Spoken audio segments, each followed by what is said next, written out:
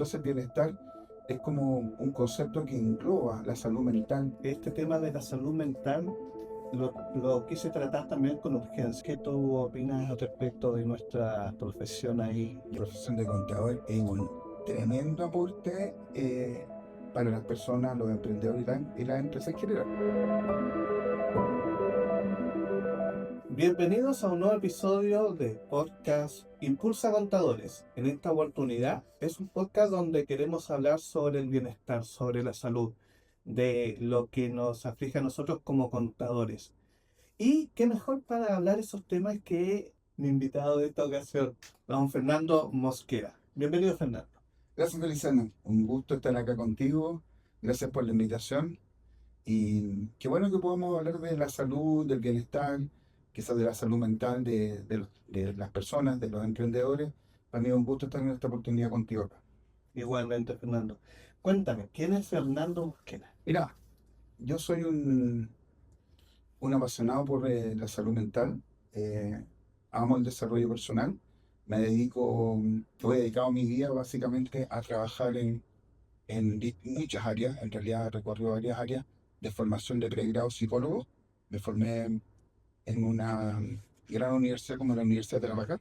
Ingresé el año 89 a la universidad y el pregrado me dio un barniz de muchos temas, pero con una profundidad precisa para poder enfrentar desafíos. Entonces, bienestar es como un concepto que engloba la salud mental, que hoy día está en boga en el trabajo, pero también en personas, en equipos, en organizaciones, ¿ya? La efectividad también es un tema que me mueve bastante, la efectividad en procesos, en organización. Entonces van de la mano. Cuando una empresa es efectiva, también es saludable la gran mayoría de las veces. Y, y eso tiene que ver mucho con el liderazgo personal y de los equipos. Entonces se van conectando como muchos temas y en ese sentido he estado en distintas áreas y en distintas posiciones tratando de apuntar a un bienestar cada vez mayor de mis clientes y las personas que trabajan conmigo. Así que Súper, súper. La verdad que estoy emocionado de tenerte porque este es un nuevo formato de podcast. sí, Estamos acá en un bonito estudio también de Bufa. Y en esta ocasión, este tema de la salud mental lo quise tratar también con urgencia en estos episodios. sí, Lo conversamos en un café sí, previamente, claramente. donde estábamos viendo este bicho raro que le llamamos los contadores. Muchas veces por ahí porque tenemos un estilo de vida diferente, tenemos los tiempos son distintos, hay mucha temática, mucho tema de estilo de vida que rodea al contador, que hace que todo esto también vivamos esta salud mental en silencio muchas veces. Mm. Coméntame, ¿qué es lo que tú opinas al respecto de nuestra profesión ahí? Yo creo que la profesión de contador es un tremendo aporte para las personas, los emprendedores y las empresas en general. O sea, llevar a cabo en números, de alguna forma le reporta al líder, al CEO, eh, cómo va la estrategia corporativa, cómo va la estrategia operacional, cómo están dando los resultados, los KPI, los OKR. Finalmente la raya para sumar esto el contador o el área de contabilidad. Entonces es un área súper crítica para las empresas que muchas veces no están valoradas y que están sujetas a mucha presión, porque de alguna forma, eh, y yo lo he notado en asesorías a distintos tipos de organizaciones y personas, que cuando haces la suma o ves el estado de resultado, muchas veces los gerentes no pueden creer que esos son los números. Entonces, lo primero que he visto que sucede es que atacan al contador, en vez de revisar si la operación, la estrategia, la estructura, las definiciones de cargo, el propósito están bien diseñados. Entonces los contadores como que no pueden haber números rojos. Dice, pero esto es lo que está mostrando. Entonces, están mucho bajo presión y una pega un tanto solitaria, salvo que trabaje en un equipo de contabilidad y ahí en una estructura un poquito, pero habitualmente esto se externaliza. Entonces, más encima, están fuera de la organización, entonces, más presión todavía. Entonces, pero son claves, yo creo que es un cargo crítico no menor, que tiene que estar al día, mucho estudio, debe manejar muchos aspectos legales, deben integrarlos a al tipo de trabajo, al tipo de cultura, al tipo de mercado. Por tanto, tiene una capacidad cognitiva que está puesta, ¿cómo se llama?, a evaluación siempre. Entonces es un cargo que podríamos pensar que siempre está en alta demanda, y Mm, especialmente en el mes de ahora en de adelante. ahora en adelante Fin de año hasta mayo, hasta mayo. hasta Y ahí mayo. comenzamos el año nuevo y Y ahí fíjate todo. tú que yo te lo digo como psicólogo clínico, que llegan bastantes contadores para manejar el estrés desde, yo diría, febrero, abril también, cómo manejar este estrés de cerrar la operación Reintegral. Entonces, es un muy necesario, altamente demandado, y les tengo mucho cariño. Tengo muy buenos amigos en el área de contabilidad en distintas áreas, o sea, en distintas posiciones, digamos. Muy bien, sí, bueno, comparto muchos de los puntos que tú Mm. acabas de decir y efectivamente es un cargo que está constantemente cuestionado. Sí. Entonces, cuestionado porque uno entrega resultados, entrega informes y prácticamente tienes que validarlo, defenderlo. Y eso obviamente conlleva un desgaste en horas que no están planificadas en ningún lugar porque son parte de tu responsabilidad, como dijeron, ¿cierto? Sí, claro, ahí hay como que muchas empresas, y yo he visto como que muchas empresas y personas le endosan la responsabilidad al contador. O sea, esta es tu responsabilidad. Cuando la responsabilidad por ejemplo, yo he notado muchas veces que uno de los grandes temas es que no les entregan a ustedes la información en tiempo y forma como corresponde. Entonces, ¿qué sucede? Que uno de los aspectos a mejorar en la negociación entre el contrato del contador y la empresa es que si no llega la información en tiempo y forma, eso corre como costo para el cliente. Pero yo he visto que les cuesta muchas veces colocar ese deadline, ese límite, y decir, me estás entregando las cosas 15 días después, eh, no es lo que acordamos, y acordamos que eso, si sucedía, tiene tal penalización. O sea, Sí. como colocarle límite es un desafío, y hay que ver la relación, a mi juicio, y estratégicamente hay que ver la relación. Ustedes que están ahí en la cámara, escuchándonos atrás de esta cámara, colocar los procedimientos, las estrategias y los acuerdos para poder que ustedes desarrollen el trabajo de la mejor forma. Si no te entregan la información, si no llega en tiempo y forma o hay errores, hay que declarar que esa es una condición del cliente, y decirlo en toda su forma, sin molestarse, amorosamente, respetuosamente, pero decir, esto es tuyo, esto es lo que me entregaste, esto es lo... Y jugar a una comunicación eficiente para no permitir que se te juzgue por algo que le corresponde al cliente en forma efectiva. Si no sabe hacerlo, tú le puedes cobrar para que lo haga mejor y tú le enseñas. Pero todo tiene precio. Perfecto. Ahí ya nos entregaste el primer tip Sí, de esta tarde. sí. Fernando, mira, hay un tema cuando uno quiere comenzar este tema de contador, Ujú. independiente Sí. sobre todo, cuando tienes que tomar esa decisión. ¿Cuánto nos cuesta a nosotros de tomar la decisión y decir, voy a ser un contador independiente, voy a buscar mi cartera de clientes, que es un gran tema ahí? Ujú. Y este tema de la toma de decisiones. ¿Estamos preparados como contadores para tomar esa decisión y empaparnos, empoderarnos de ser independientes? Yo diría que ser independiente y independiente es una forma de emprendimiento. O sea, el independiente es una persona que emprende, es un emprendedor. Y por tanto, tiene muchos elementos importantes que hay que evaluar como independiente. Yo también soy independiente, también he estado en la línea en distintos cargos. Entonces, eh, es dibujar muy bien, como dicen algunos estrategas, en la servilleta, cuál es mi propósito, cuál es mi estrategia, cuál es mi nicho. Es un mar azul es un campo que no está explorado, es un mercado que es nuevo, o es un mar rojo donde hay mucha gente compitiendo. Y, y armar como el Kanban o el desafío de dibujar un poco la empresa. Cuando tienes eso hecho y tú defines, uno debería realizar una actitud de tipo financiera, es decir, cuánto necesito para que la operación de mi empresa pueda funcionar bien, y dónde puedo ir a buscar esos clientes que me permitan tener esa liquidez y las provisiones para poder sobrevivir en los primeros meses de aprendizaje. Pero cuando uno está emprendiendo, hay una curva de aprendizaje que después se estabiliza por los procesos.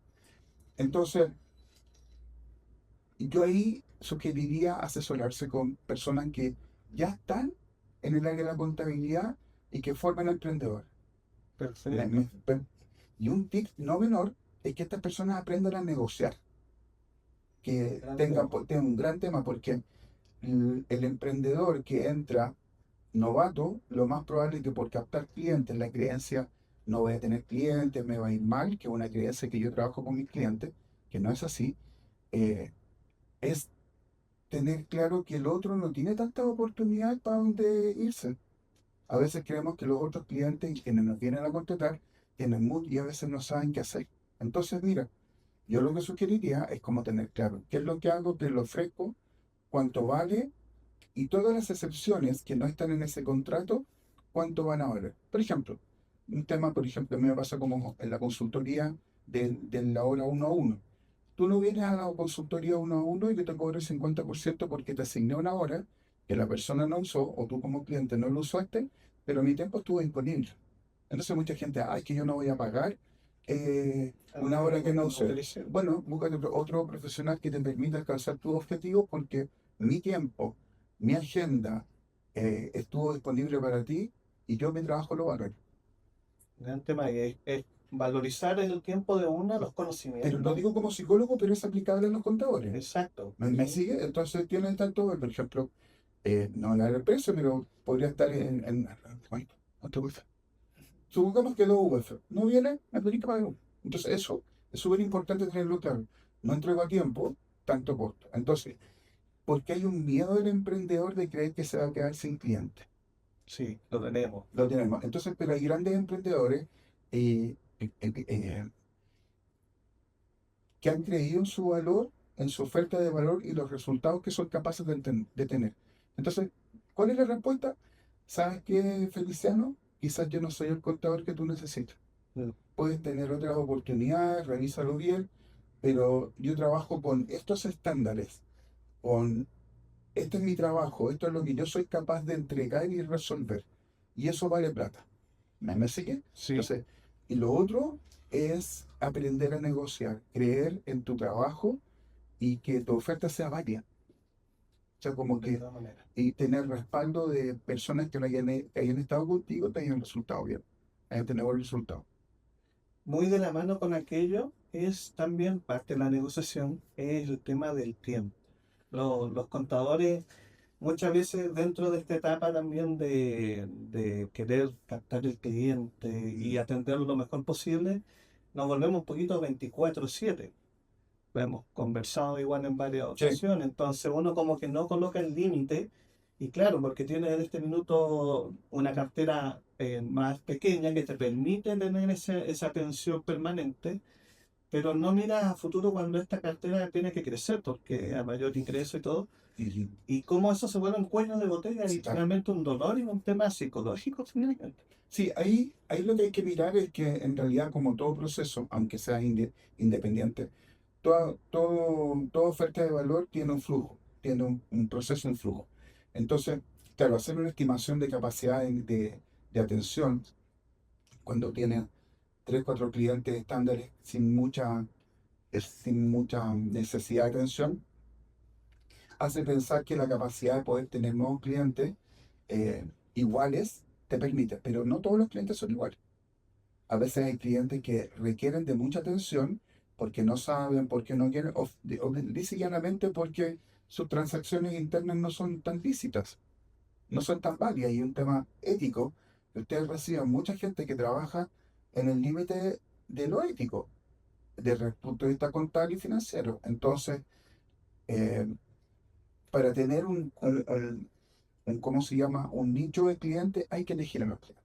No hay que tenerle miedo. Yo no profesaría ni promulgaría todos los clientes me sirven. Claro. O sea, yo creo que el desafío es ver y definir, como te decía, en la preparación, es definir qué tipo de cliente yo le asigno el mayor valor y el más rentable.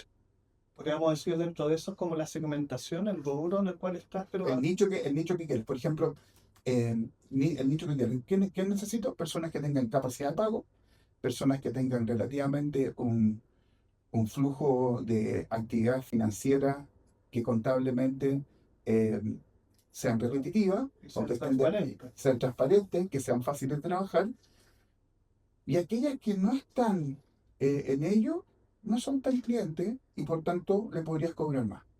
Claro, y también entra un pilar fundamental ahí que es la confianza, igual, dentro del... Es que la confianza se da básicamente porque hay un nivel de competencia de ambas partes. Yo confío porque sé que tú eres capaz y eres competente, y se basa también en los resultados de los acuerdos que han habido en el tiempo. O sea, yo sé que tú eres confiable porque llegas a tiempo, pagas cuando corresponde. Si hay un error, por ejemplo, tú lo reconoces como empresa, como persona. Entonces, la confianza no es gratuita y jamás se entrega a la primera. Ese es un tip súper importante. Y es un tema que yo trabajo con mis clientes. Confianza con evidencia. Y siempre, siempre tener escepticismo racional. A ver, ¿qué es el escepticismo? ¿Qué tan cierto es esto que me está planteando de que compró estos computadores en esto? A ver, ¿las boletas coinciden con lo que me está diciendo? A ver, ¿qué pasa con este proveedor? ¿No será primo de tal político?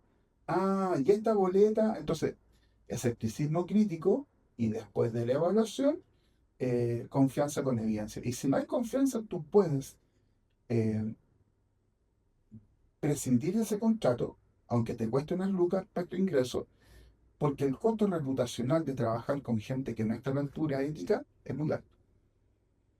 Y si hay algún error ante el servicio del puesto interno, ¿sobre qué cae la responsabilidad? Hoy en día el contador es Al contador. forzado. Entonces, no hay que ser pesca de arrastre haciendo una metáfora de la pesca extractiva. Quizás hay que tener tipos de empresas, tipos de negocio que sean los mejores y que te rentabilicen. Eso. Porque puede ser muy caro a la larga Mm. y no todos están en condición. Entonces, ¿por qué esto está ligado al tiempo? Porque ahí es donde nace todo este tema de los clientes, cuánto te va a consumir en Exacto. atenderlo. ¿Cuánto te cuesta en HH? ¿Cuánto está habilitándose el cliente en hacer bien las cosas? Porque el novato hay que enseñarle. Tú le puedes mostrar al cliente, mira, tienes que hacer esto, tienes que pagar, no sé, los PPM, tienes que pagar distintas cosas pero el que ya sabe, te va a costar tiempo y ese tiempo es tuyo. Y ese tiempo tiene un valor. Por tanto, no sé si 5 o 6 tips, valorar tu tiempo en hora. Entonces, volviendo al caso de no asiste la persona a un coaching, yo tengo un valor de hora que es el que me significa poder tener mi empresa en funcionamiento Claro. y tener, poder pagar mis cosas y hacer lo que yo quiera con mi dinero y con mi tiempo. Eso tienes que tenerlo en dominio de tu cancha, en tu espacio. No tienes por qué tenerlo en cliente. Y eso se hace con negociación. Ojo, ayuda a gente a negociar, a tener esas claridades, tanto internamente como externamente, que no es fácil. Porque la fantasía, ¿cuál es? Cuando colocas límites. Claro, claro que sí. Y quedándonos un poquito en el tiempo nos conlleva finalmente a esto del estrés, ¿cierto? Mm. Y cuando ya el contador quiere estar ahí, está, por ejemplo, dedicando tiempo a la familia o dedicando tiempo a ir al gimnasio, a hacer deporte, pero finalmente la mente, el cerebro está pensando en lo que no está haciendo, en la oficina, en cómo no está atendiendo a ese cliente. Entonces, el estar Le presente pasa es muy mucho eso a los importante. contadores. ¿Ah? Le pasa mucho eso a los contadores. O sea, sales con culpa finalmente. Pero eso es una norma a los contadores. ¿Qué creen ustedes? Coméntenle a Feliciano después si todos ustedes entran en esta dinámica de sentirse mal porque no están trabajando. Yo creo que un gran porcentaje. Ya, ¿qué es lo que hay ahí? Ahí hay la idea de que tengo que ser productivo siempre, 24/7. Eso es bueno o malo. No es bueno, no es bueno, no es la idea. No hay ninguna máquina, ni incluso una máquina, que funcione 24/7 sin detenciones programadas o detenciones reactivas. Es decir, va a haber falla de material en la máquina si la tengo trabajando sobre los estándares para los cuales fue diseñada. Yo he trabajado en minería, en seguridad, entonces la idea de que tiene que trabajar, no, metámosle más toneladas para que la chancadora funcione, la chancadora se funde, o se rompen los bolones, o el eje cambia, porque le estás exigiendo más para lo que está diseñado. Y ahí viene el tema.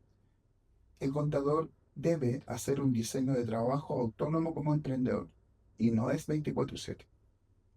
Tal desgaste de por medio. Tal desgaste, mucho estrés. El estrés realmente se llama distrés, el que es negativo, el que hace daño, que no permite dormir, el que tiene rumiación, que se junta con temas pendientes de la persona. Entonces, ¿qué es lo que habría que diseñar? Una cantidad de clientes de buena calidad que te permitan tener un ingreso que es el que tú necesitas para vivir bien. Pero pensar en un 24/7 funcionamiento 100%, no. Porque en algún momento, y esto es teoría del estrés, en algún momento, querido oyente, en algún momento por alguna parte va a haber una ruptura del sistema.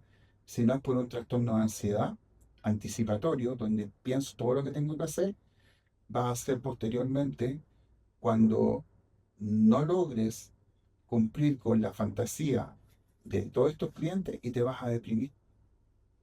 Y cuando la depresión se hace resistente, efectivamente puede pasar un estrés postraumático por tanta carga. Es decir, cada persona responde de forma distinta, pero el estrés debiera ser moderado, tolerable y manejable por la persona, pero no 24/7. No tengo tiempo, Fernando. Es la palabra que escuchamos No, normalmente. tiempo hay siempre, el tiempo igual para todo.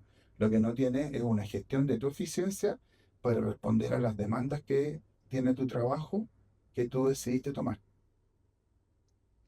Tienes tiempo. Lo que pasa es que estás gestionando de tal forma que te está dando un resultado que es negativo. Entonces, ¿qué es lo que hacemos?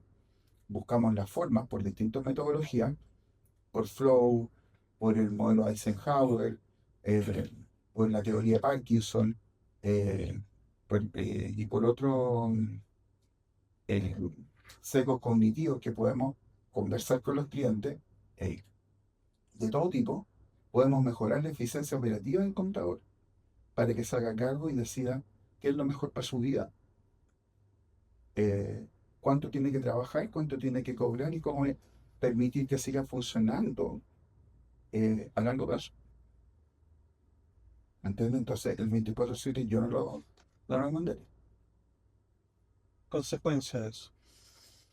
Quieres de familia, hijos que no sienten que los papás están con ellos, eh, divorcio, eh, aumento del consumo. Cuando hay un aumento del consumo de alcohol como una forma de contrarrestar el estrés situacional. Bueno, y hay que decirlo, hoy día el consumo de drogas no recreativas en profesionales, drogas que son activadoras para poder cumplir con el trabajo también está. Entonces se afecta la salud mental.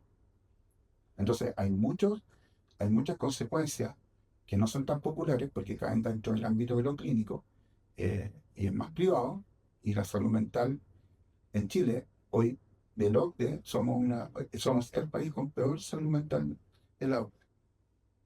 Entonces, ahí va a dar todos los sistemas y todos los diseños de trabajo. Entonces, eh, cuando muchas personas dicen, es que estoy súper estresada, estoy sobrevendida, yo miro, digo, ¿cómo estarás gestionando tu capacidad? Mucha gente lo dice como que si fuera una chapita para colocarse de galardón. Yo digo, no, no es así.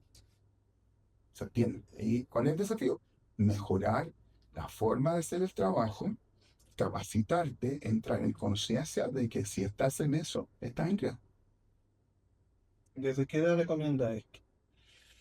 Porque el emprendedor, hablemos de personas adultas, hablemos de personas. Mira, el estrés, quizás hay que abrir un poco el concepto. El estrés es el nivel de activación que necesitas para cumplir con una tarea. Y tiene dos espacios. El EU3, que está en el medio de la curva, y los distrés que están a ambos ejes. Y te doy un ejemplo eh, de un estrés, del estrés positivo. El estrés positivo, por ejemplo, cuando tengo una prueba en la universidad, en el colegio, he estudiado, me sé la respuesta de la prueba del año anterior, he compartido con mis compañeros, he ido a clase, tengo la materia y leo la prueba en la noche anterior, voy a tener un nivel de activación porque me voy a enfrentar a un desafío, pero me permite dormir bien. Cuando leo las preguntas, las comprendo. Mi prefrontal, el lóbulo prefrontal, no se ve afectado por el cortisol del miedo. Entonces puedo diseñar una respuesta que me sea válida para ese desafío. Ejemplo, no fui a clase, tomé las notas de un compañero, no entendí la materia, estudié los últimos 2 días. ¿Cómo voy a dormir? Mal. ¿Cuánto voy a lograr consolidar en mi memoria de trabajo para poder responder a la prueba, dado que estudié los últimos 2 días? Poco. ¿Cuál es mi perspectiva ante la lectura de las pruebas? Voy a tener tanto cortisol en mi prefrontal, en mi lóbulo prefrontal, que es muy probable que no se logre responder. Y que después de salir de la prueba, el cortisol baje y digo, oh, pero si yo la sabía. Le ha pasado a mucha gente, incluso en operaciones de trabajo. Entonces, ¿qué es lo que hay que hacer? Modelar o disminuir el cortisol, aumentar la tranquilidad, aumentar la eficiencia operativa en el trabajo, aumentar los recursos por comida, por pensamiento, para llegar de la mejor forma. Porque la misma tarea para 2 personas, una puede ser un estrés positivo y el otro puede ser un estrés negativo. Entonces, prepararte. Y ojo, eh, por ejemplo, ¿puedes manejar con sueño? No. El distrés de bajo activación es cuando no tengo la capacidad de colocar atención y no puedo responder a la actividad. Entonces, debemos privilegiar el buen estrés. Yo no soy muy bueno para las redes sociales, pero pensaba antes de venir para acá que sería bueno que todo lo que conversemos hoy día yo vaya colocando en mi Instagram, que partiendo con él, algunos tips para que ustedes puedan, un regalo para ustedes y para todos los que vean el podcast, de cómo implementar esto que estoy diciendo. Porque se puede con acciones prácticas y simples. Entonces, el tiempo igual para todo. La eficacia operativa con que opera no está tan a la mano. Por tanto, eh, estar estresado es un resultado. Es un resultado. Correcto. Con respecto a la vida del contador, Bien. entra en un campo muy competitivo, ¿cierto? Sí. Está constantemente ahí siendo cuestionado, como bien lo dijimos antes. Y eso conlleva también que hay cierta soledad. Por ejemplo, te quiero llevar a un contexto. Si yo tengo este tema de salud mental, lo más probable es que yo no lo comparta ni con mis clientes ni con mis colegas porque me estoy sintiendo indefenso o fuera de competencia, O vulnerable. vulnerable también. Claro, entonces, ¿cómo podemos nosotros conllevar esto de manera que no quede en el silencio? Si yo tengo una depresión, si yo estoy pasando un momento de angustia, si tengo un estado de ánimo que noto que no es el habitual que debería estar, ¿qué recomiendas tú de tratar y de qué manera enfrentar esto? Yo diría que hay veces que podemos dar un empujón. O sea, como ya le voy a colocar un poco más de energía, lo voy a sacar. En la teoría de Freud de Miyaki Csikszentmihalyi, creo que es húngaro, nosotros podemos vernos enfrentados a lo que él llama el struggle, la etapa como más de, de resistencia, donde hay que colocar esfuerzo para poder tener competencia plena, un flujo pleno de conciencia. Entonces, yo me puedo quedar un fin de semana dedicándome a una tarea, no hay problema, pero tengo que tener una etapa de recuperación, de recovery, como le llaman, de recuperación. Vamos a tener un estrés de activación positivo orientado a una tarea concreta que es entregar un trabajo, entregar un objetivo, entregar un proyecto. Y después debe haber un recovery. Es decir, debe haber, por ejemplo, 2 días con menos trabajo, mucho más conversaciones en la pega. No somos máquinas, somos seres humanos biológicos donde los vamos a resentir. El cuerpo te va a permitir entregarte energía, pero hay que recuperar. Entonces, de alguna forma, hay que diseñar el uso de nuestra energía. Cuando eso no ocurre, vienen los efectos adversos clínicos, como la ansiedad. Por ejemplo, el lunes hacen como que no hubiera pasado nada y sigues invirtiendo tiempo con la misma energía y con el mismo esfuerzo que lo que venía haciendo en los últimos 4 o 5 días. ¿Qué va a pasar? Tu capacidad de atención va a disminuir porque no se pudo recuperar. Incluso hay un modelo eh, de trabajo que se llama Pomodoro, que es la segmentación de las horas para que tú puedas tener una hora de trabajo full de inversión, 1 hora y media, de aproximadamente 30 minutos en ese bloque de descanso. Y después tienes otra vuelta de media hora más 20 30 minutos.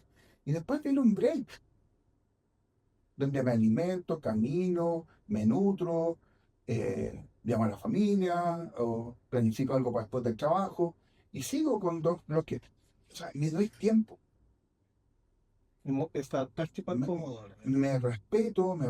Y lo otro es que si no haces eso, se te empieza a acabar la energía. Y ahí empieza la depresión. No soy competente con este estándar súper alto que tengo que cumplir. Eh, Soy lo peor de la vida porque no lo hice. Se autosabotea. Te autosabotea. El síndrome del impostor. Pero ¿dónde está? No le diste espacio al sistema, a tu cuerpo, a tu mente, a tu cerebro, de recomponerse. Y es tan fácil como decir, voy a darme tiempo para mí. Voy a mejorar mi forma de trabajar.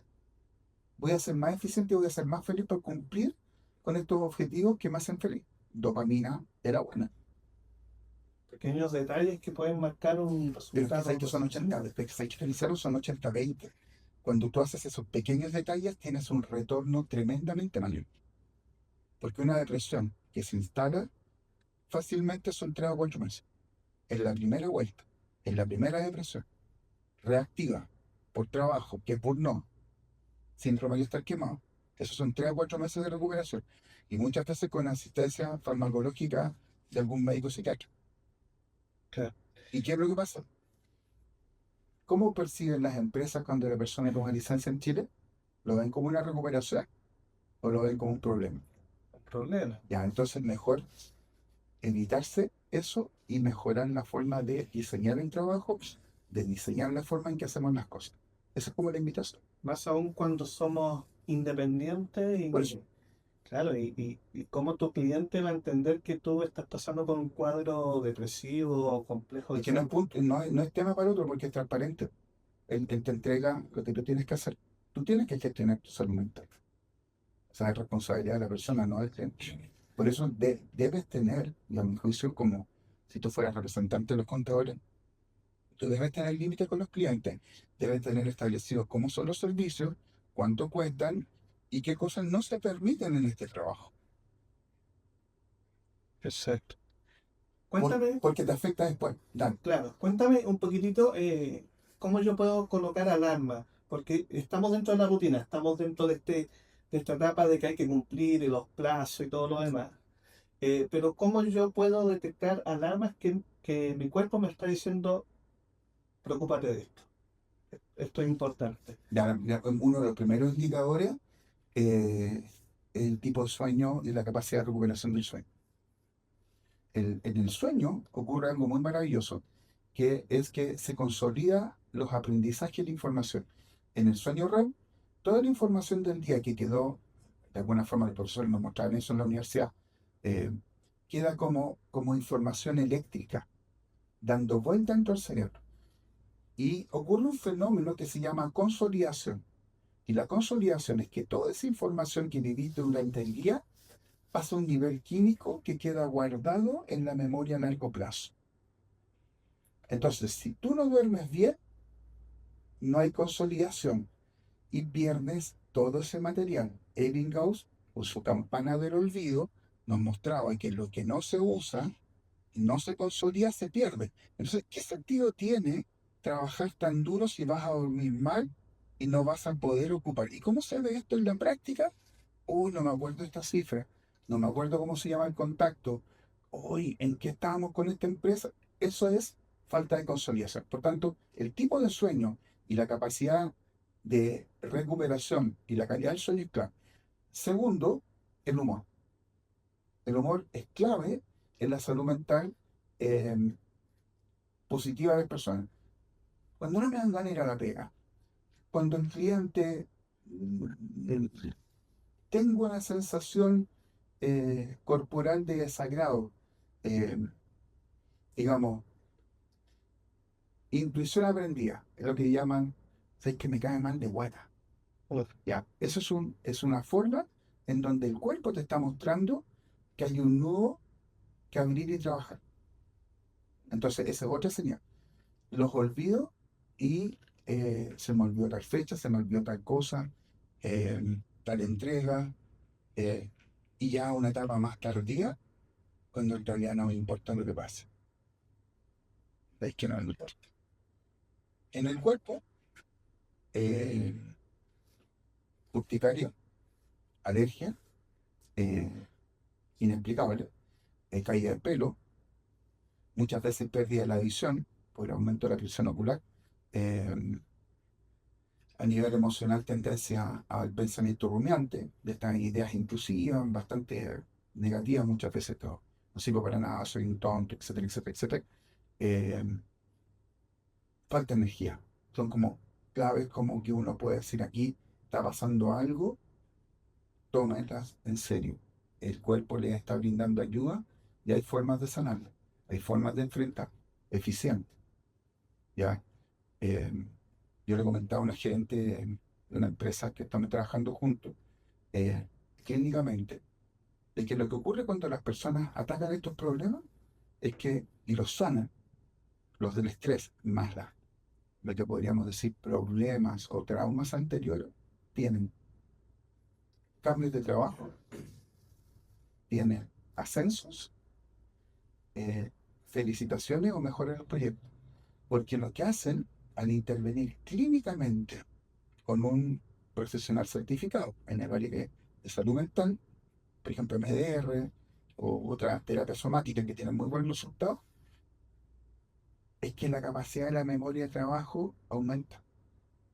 El silencio interno es mayor. La capacidad para mirar prefrontalmente y planificar aumenta. Y hay un ejemplo que es muy interesante ante una situación tensa con un cliente, por ejemplo, ante hay una negociación donde el otro no quiere ceder, tú te puedes mantener en silencio respetando tu postura. Y tu diálogo interno es calmo, estás en lo justo y puedes negociar de mejor forma. Cuando has trabajado el estrés situacional actual con los temas pasados que vienen estando sanados. claro. Entonces, son como formas en que uno lo puede trabajar con muy buenos resultados. Hay que hacer la inversión, obviamente, de invertir en psicoterapia o en coaching para poder trabajar. Entonces, pero se puede. O sea, no pasar por alto esas señales. Son muy altas. Yo no sé si tus compañeros, por ejemplo, tú los has escuchado, tus colegas, te han mostrado alguna de las cosas que te he dicho. Sí, o sea, lo hemos compartido mucho en un grupo de la comunidad que tenemos. Ajá. Y justamente uno de los dolores es el tiempo, la soledad, la competencia que existe. Pero ahí hay un tema, cuando la persona entra en un campo o en un espacio más doloroso, ¿cuál es la reacción de la sociedad en el ámbito social?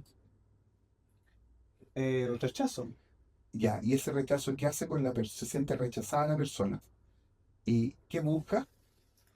todo lo contrario, Airar. buscar. Claro, desearía ser acogido, desearía sociabilizar, pero la forma más arcaica que tiene de resolver el problema, ¿cuál es? Aislarse. Mm. Aislarse, no ver el mundo. Y eso crea un efecto contrario. Cuando yo comparto con los otros, socializo la vulnerabilidad con personas aptas, competentes y éticamente confiables, yo me puedo sostener en el otro. Y eso alivia mucho. Tener un grupo, como yo le llamo, una, una comunidad de hierro, la tribu, como le dice mucha gente, es un factor de protección ante la alta demanda laboral y la preexistencia de algunos eventos traumáticos o adversos en la vida. Entonces, hay que cuidar con quién nos juntamos. Somos el resultado de los 5 o 10 personas con quien compartimos más. que rodean. Claro, y que esa gente sea positiva desde tu pareja, o sea, los que tienen pareja, desde los amigos, desde los compañeros de equipo de trabajo en la universidad se está yendo un posgrado. Y ojalá en la buena selección de los compañeros de equipo en el emprendimiento, seleccionar con mucha delicadeza, porque va a ser gente que efectivamente te habláis de la confianza.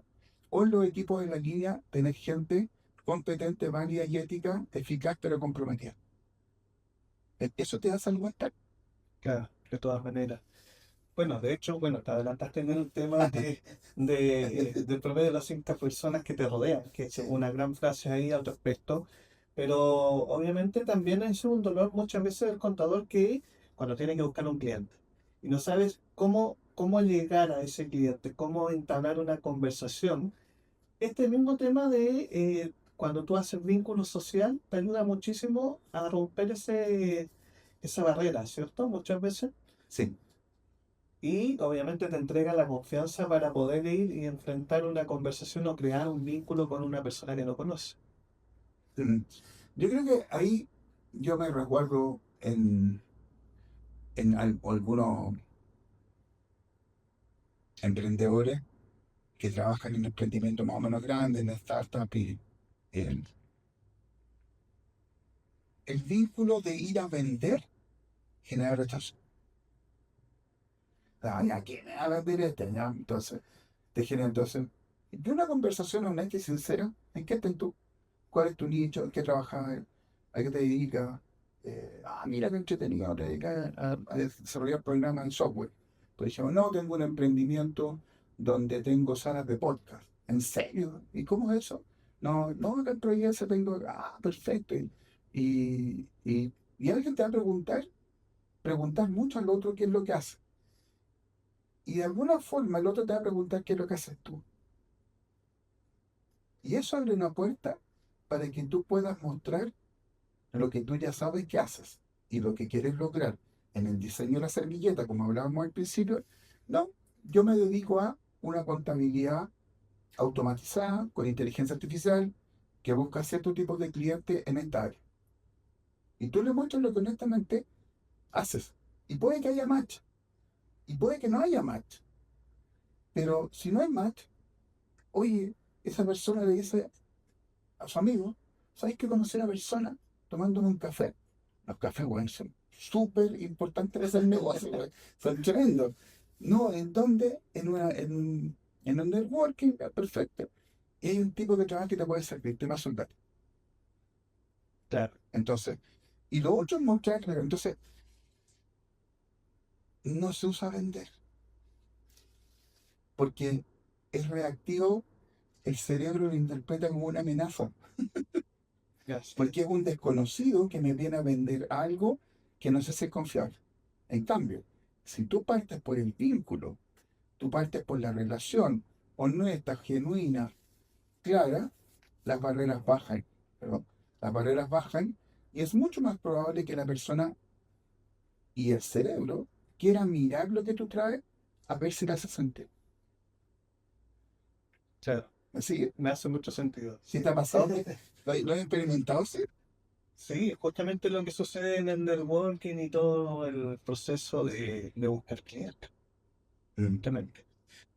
Es como que es como que eh, yo te dijera, oye, yo quiero vender un curso en el podcast, quiero atraer clientes, ¿cómo lo sentirías? Que nos desenfocamos del tema totalmente. Claro, entonces, ¿lo comprarías? ¿Comprarías el servicio de capacitación o de generar? Lo más probable es que no, porque no es lo que te hace sentido y no es quizás del momento. Pero si tú generas una relación vincular profunda donde tienes claro lo que tú eres y lo que haces y lo que el otro hace y cómo lo hace, lo más probable es que pueda hacer match u otros pueden hacer match. Pero llegar a vender eh, en seco genera mucha resistencia Bueno, y quizás no es la mejor opción. claro, de todas maneras. Fernando, te quiero llevar a otra área. Ya miramos el contador independiente y todo eso, pero ahora el contador el que lidera equipos, Ujú. el que lidera grandes compañías. ¿Cómo tú nos puedes recomendar de que esto sea una travesía? ¿Cómo podemos llegar allá? Mira, contadores líderes, hay, yo conocí em, varios muy buenos. Y la verdad, primero hay que ser buena persona. Es como el contador líder tiene mucho poder y tiene mucho que decir a la organización sobre símbolos, estilos de cultura, valores, ¿no es cierto? Creencias que hay que instalar en la organización. Entonces, primero ser buena persona y segundo, ser un líder ejemplar. Es inspirar a otros con el ejemplo. Eh, yo terminé hace poco, no sé, tampoco nos vamos a titular, nos van a entregar el título ahora el 25 de noviembre, un magíster en la habilidad directiva de la Orfeal, 2 años. Tuve la oportunidad de conocer a varios contadores y me quedo con aquellos que son buenas personas, que son útiles, que son proactivos, que generan buen clima, pero fundamentalmente inspiran con los hechos y forman equipo a partir de habilitar a otros con los conocimientos que ellos han aprendido y les permiten practicar y les permiten incluso equivocarse en forma controlada, pero también generan un vínculo de honestidad, de transparencia, que es muy útil en los equipos de contabilidad. Entonces, no es el líder carismático, es el líder operativo, el que te va a colocar las metas, los KPI, los OKR. Además, hay temas que tienen límites, deadline, súper establecidos. Entonces, hay que formar un equipo comprometido, con mucha comunicación, eh, colaborativo, donde las miradas y los conocimientos estén, que el líder favorezca esta comunión, porque no todos vemos lo mismo. Sí. Y que sepan enseñarles el líder a argumentar sus posiciones cuando las presentan y pedir argumentación cuando reciben un juicio. Yo he visto que muchos contadores mejoran notablemente su gestión cuando aprenden esta premisa básica de aprender a pedir argumentos. Por ejemplo, comprémoslo en leasing. Ya, pero ¿por qué quieres comprarlo en leasing? ¿Cuánto vamos a comprar? Tantas maquinarias.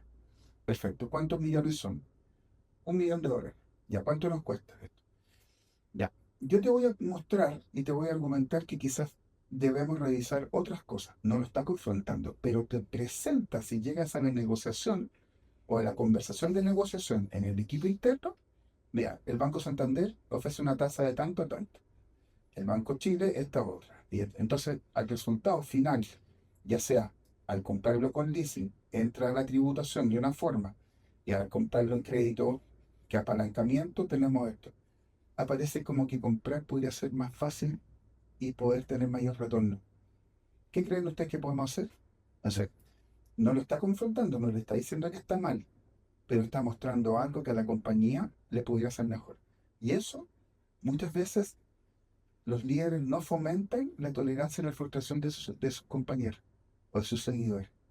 Entonces, ¿qué sucede? Que cuando le dices que no, se enojan, se frustran los colaboradores y hay que aprender a sobrevivir ese estrés y presentar lo mejor posible. Entonces, argumentar, pedir argumentación y tener un líder que coordine acciones efectivas, que pida avances, que pida evidencia y que felicite cada uno de los logros y éxitos, lo que se llaman quick win. Ya. Así como, y se hizo bien esto, Margarita, te felicito. Siempre las felicitaciones del público. Primero quizás en privado, después en público. Jamás, jamás dar feedback negativo en frente de otras personas. Y ahí hay modelos que trabajamos, modelos de feedback efectivo, jamás el público. Porque la investigación neuropsicológica demostró que la parte que en el cerebro se activa es una parte física en el costado derecho a izquierdo, donde se activa el dolor físico. ¿Y qué te dice la gente cuando ha sido expuesta a una retroalimentación o a un reto?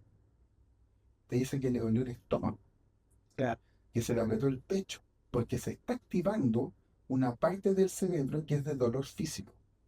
Y es como que me hubieran, los pacientes dicen, es como que, y los trabajadores también, como que me hubieran clavado un puñal en el estómago. Y me quedé tiesa, me quedé tieso.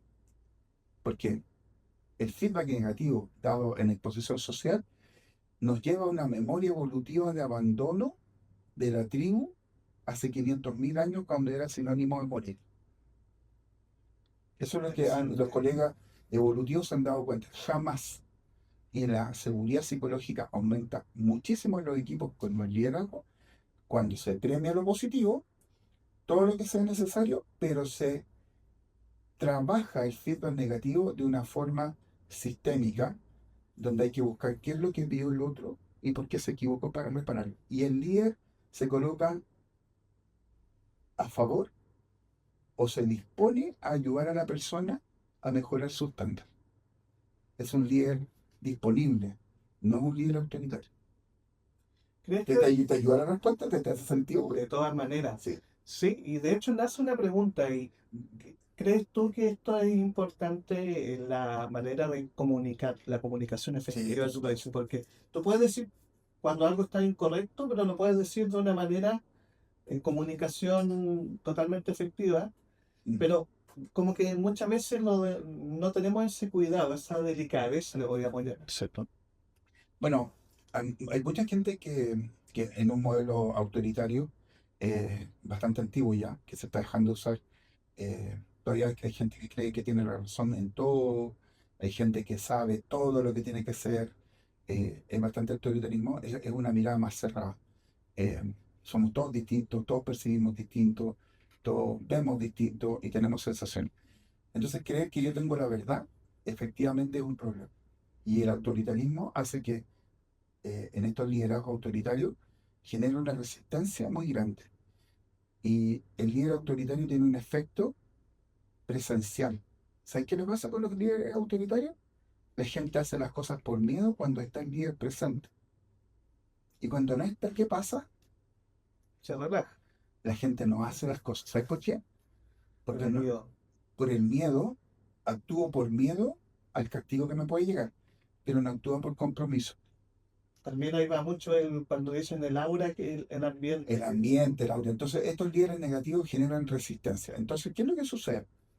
Que es mucho mejor tener una comunicación mucho más efectiva, un modelo ejemplar como el que te estaba planteando, que es una teoría ejemplar del liderazgo, eh, que no permite errores y que se coloca al favor de solucionarlo y de habilitar a las personas. No es como que no me importe. Y la comunicación siempre hay que facilitar los procesos de humanización del trabajo, en donde me importa lo donde cuando la gente se siente considerada, cuando la gente se siente, los trabajadores sienten de que son respetados, que saben quién eres, saben lo que aportan, tanto a nivel de colaboradores, compañeros y de liderazgo, los equipos funcionan efectivamente mucho mejor. Eh, Tanto así que la inteligencia emocional de estos líderes hacen que la rentabilidad sea mayor.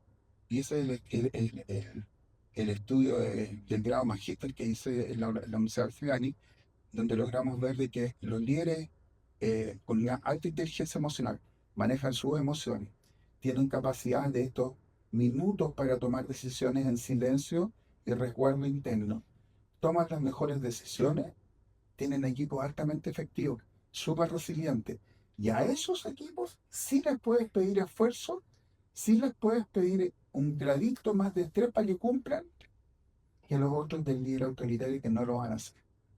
Y eso, cuando tiras el estado de resultado, está comprobado que son mejores estos que los otros. O sea, no hay por dónde perderse. Gestionar el estrés, gestionar la capacidad interna de autoconocimiento, el liderazgo y el equipo es clave para ser exitoso. Y a los emprendedores tener claro qué es lo que hay que entregar como oferta de valor.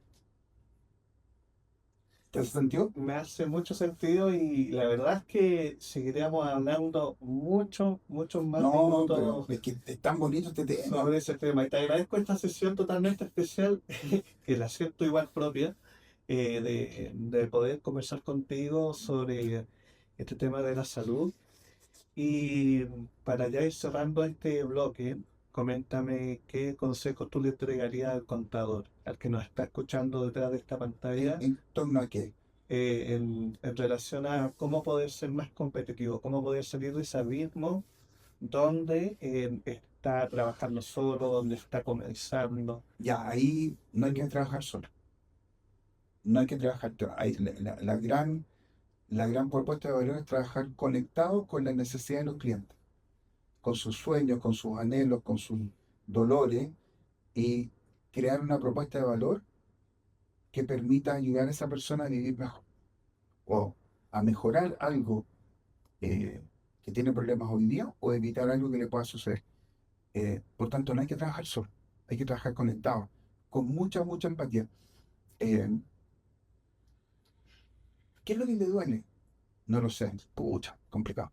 Ah, lo que quiere es sanar esto. Perfecto. Por ejemplo, tener que olvidarse de la contabilidad. Ya, para eso, don Jorge tiene que entregarme el martes, en los 15, los 16, los 18, esto. Y usted sabe olvidar de la contabilidad y yo le voy a mostrar que va a poder usar su tiempo con su familia.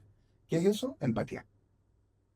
Salir a buscar al cliente, conocerlo. Por eso, más que llegar con una oferta de vender la contabilidad, conoce a tu cliente y después le entregas una solución.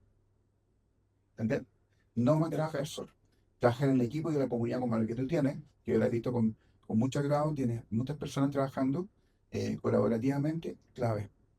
Apoyarse en una red de hierro fuerte para salir adelante.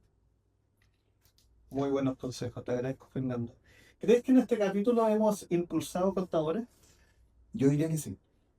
Cumplimos el objetivo. Sí, cumplimos el objetivo claramente. Y vamos a pedirle ahí a la audiencia que también deje sus comentarios, deje sus consultas posterior a ver este capítulo y a ver si en un futuro nos volvemos a reencontrar. No hay problema, hay muchos temas, emprendimiento, desarrollo personal, eh, cómo mejorar propuestas de valor, hay tanto que se puede hacer. Yo feliz, Fernando.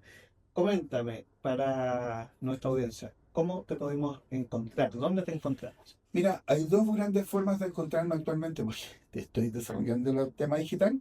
Una es en la plataforma Encuadrado, donde se busca Encuadrado Fernando Mosquera y llegas al link donde está la asesoría y donde están los tratamientos uno a uno.